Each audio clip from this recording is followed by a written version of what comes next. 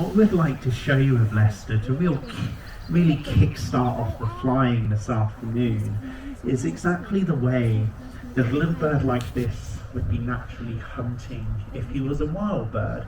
So falcons are the aerial combat assassins of the sky, and everything that they do is full, intense, adrenaline-fueled flight. So watch as he circuits and cruises through the arena. You will lose sight of him from time to time because he's whizzing backwards and forwards all over the place. So your job as an audience is to very much keep up with what he's doing. They are masters of hunting small songbird or garden bird species, and in turn those little birds that he would naturally be trying to catch and hunt, they are really quick. Of course, the prey is equally evolved to evade the predator as much as the predator has all of the amazing adaptations to hunt the prey. So it's almost like a battle of two halves.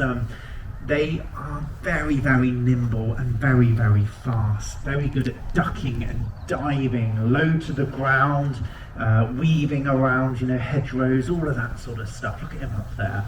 Now, falcons have a very specific design as such. So some of the adaptations that make him really good at what he does. First of all, look at the shape of him. Merlins are really interesting because they are almost like a miniature peregrine falcon. Okay, so they're very much like a peregrine falcon, but much, much smaller. They have very angular pointed wings. Can you see that? Those really angular pointed wings. And those are for slicing and cutting through the air, coupled with really brittle feathers. So if he does whiz over the top of your head, you'll hear a little bit of a whoosh as he goes by, and that's because his feathers are really hard and brittle, and that allows him to push against the air currents as such to generate the speed which he's needed for hunting. Coming through on the left hand side, awesome job. His eyesight is amazing. Basically, it's an instinctual ability to hunt and fly like this. He will learn a certain percentage from his parents if he was hunting or living as a wild bird, but a lot of it is instinctual hunting ability. Now, of course, if he wanted to go off and catch a bird, he could. There's nothing stopping him at all. But ideally, what we would like him to do is hunt the little piece of equipment which Gary is using at the moment, which is a little leather pad, and it has a piece of Leicester's dinner attached to it. If you watch what Gary's doing, he's making that, it's called a lure pad, he's making that lure look really appealing. He's swinging it and moving it around, and Leicester has been not trained as such, but because it is an instinctual behaviour, as I was saying, to do this, but he has been asked to hunt this lure instead of going off and playing murder with the wild birds, which he's quite good at, as you can imagine. If he touches it at any point before Gary is ready for him to have it, then game's over. He instantly wins the prize in the game. Now, he's done a lovely job. He's working really hard. He's basically doing the equivalent of you guys running a marathon at the moment. He's really pumping those wings today, and it's right at the start of Leicester's season for the year, so I don't think we can ask anything more of him. What Gary is going to do now, and listen out for it, Gary's going to give Leicester a traditional hunting cry, the word ho. He knows that he'll be allowed to hit the lure, strike it, and bring it safely down to the ground. I think we should give Gary and Leicester a very almost gunsmoke grey sheen which the males have on their backs there, and they're really beautiful little birds. And we do see wild merlins fly over us from time to time, which is really cool, and we're approaching the time of year where we'll be starting to see the hobbies that are migrating over to us from Africa in line with the swallows, and yeah, it's a real treat to see. We see lots of wild birds fly over. I'm sure you're watching the red kites that was cruising around a few minutes ago. So, yeah, really cool. Thank you very much to Gary and to Leicester on Merlin. Very, very good. And believe me, what you've just seen, the practice of flying a Merlin, or flying any falcon, I should. Hidden out in the meadow are some little activities for Flo to concentrate on. Now, the caracaras are found in South America, okay, so they're not an indigenous bird over here, they're a very exotic species, if you like.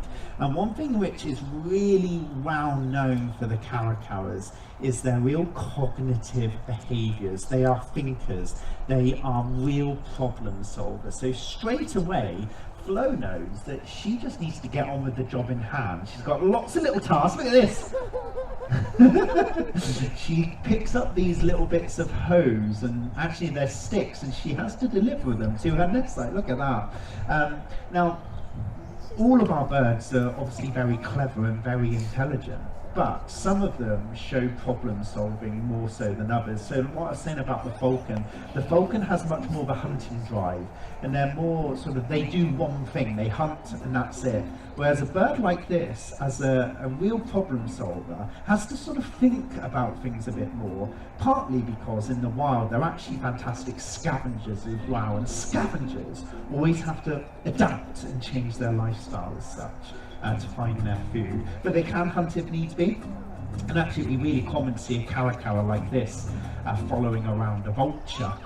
Vultures are really good at finding food, so if you follow a vulture you might get a tasty reward as well.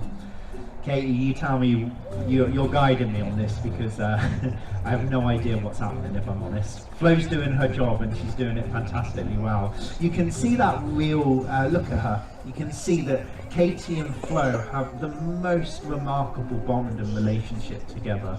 The birds do everything on their own prerogative. You can encourage the birds, but ultimately they decide what they want to do. And Flo has told me she's done, so she's off. Thank you very much to Flo, the caracal. She takes herself off home. It's a tricky window. His way, there we go. So a much bigger bird altogether. Orion, this species is one of the most famous birds of prey in the world. They are the national emblem of the United States of America, and this is the bald eagle, and he is very impressive. If you get a really good, nice image of him flying towards the audience, it's so impressive because he is beautiful. And Orion is in his early 20s now, and lifespan for this bird with us, we could be looking at 40 to 50 years. So he's almost, in essence, at the very start of his flying career. Look at that. Of course, they're made famous not only by being the national bird of the Americas, but everyone sort of knows their image because of the white head and the white tail. If you see any image of an eagle, really, the first thing that people think about or see is the bald eagle, because they're just so full of character. Lots of people ask me, why are they called a bald eagle? Because, of course, they're not bald. They've got a full head of feathers, and they are in essence the white-headed eagle. Pure joy. Really sparse. There wasn't very many of them at all. They were persecuted very heavily. There was problems with pesticides. There was problems with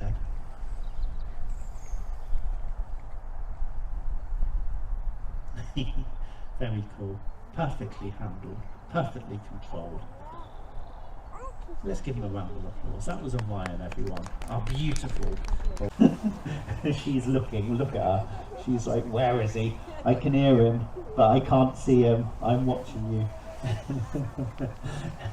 But that altimeter gives us a reading of how high she goes. A couple of summers ago, we couldn't see her. A reading of 4,500 feet above the audience, okay? So she was like a tiny little dot in the sky. So like I said, she knows what she has to do, and this is where the wind is actually going to really benefit her. So can you see instantly she's kind of joined that same airspace as that red kite, and look at the way that they're flying. Mm-hmm. They're kind of doing the same thing, aren't they? So what Bo is looking for is the air current. I'll be surprised if there's much thermal activity for her to work with today. So the thermal is nature's elevator. It is a rising warm air that occurs naturally from the landscape. And if she sets her wings onto a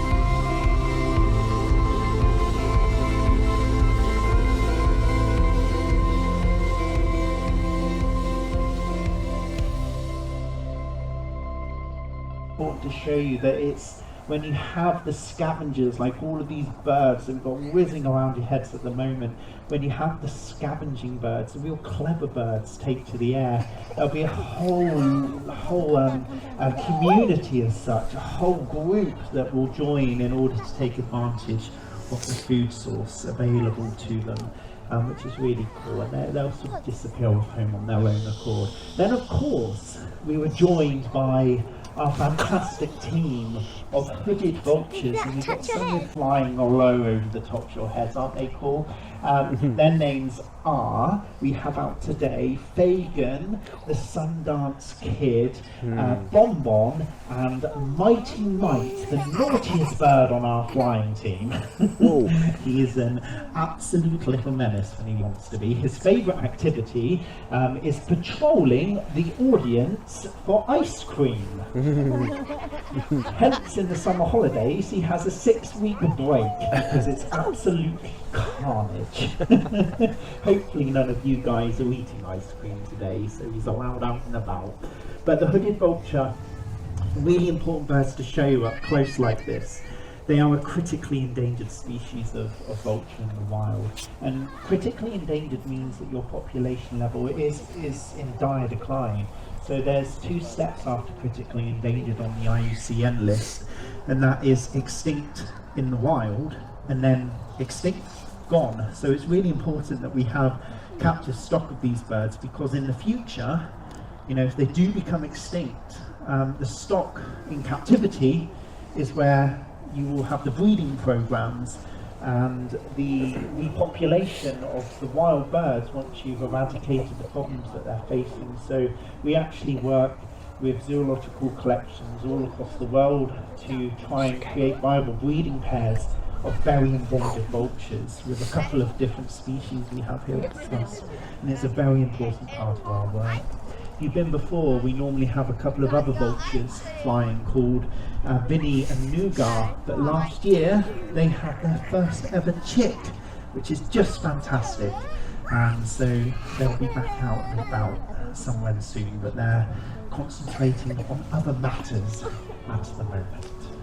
Anyway, the hooded vulture is going to disappear off the home, and we're going to concentrate on the sort of final team of birds. We've got them flying, all of the other ones really, that big group of birds we've got working, being looked after by James this afternoon. Did you see that red kite? He's not worried. We have a wild red kite really getting involved in the tussle now. Can you see the very clear difference between the two? So the wild red kite has that fork, and we've got two of them. The wild red kites have the distinct fork in the tail feathers, where our birds, these are Eurasian black kites. In essence, they're very similar. Black kites are a little bit smaller. They don't have that real distinct fork in the tail. The black kite is one of the most numerous species of bird of prey on the planet, but we don't generally have them on our shores. They're not indigenous, but they're very common across the continent. The reason that we don't have black kites is because of the red kite. That's our species, although you do see the odd migrant or vagrant black kite head over to us, but a very, very rare sight altogether. They're clever birds. Predatory, this is a bird of prey, because if you watch closely, they're using their feet to catch and kill, so watch. They catch with their feet. They use their feet as their weapons. That's what denotes them as a bird of prey. These guys even feed on the wing, so if you watch, they will actually transfer food from talon to beak in mid-flight, which is something not a lot of our birds can actually do, which is a really amazing little behaviour. And you get this swarming effect, and you see all of these birds working side by side together. It's so cool. What you're looking at is called a carousel of kites, which is, I think, the coolest name that they could have. Anyway, one more, James? One more high catch. So James is using catapult with effect, firing to incredible heights to get these amazing, look at that, acrobatics. And that tells us now it's time for Team Kite to disappear off home altogether. But remember that I said we still have one more bird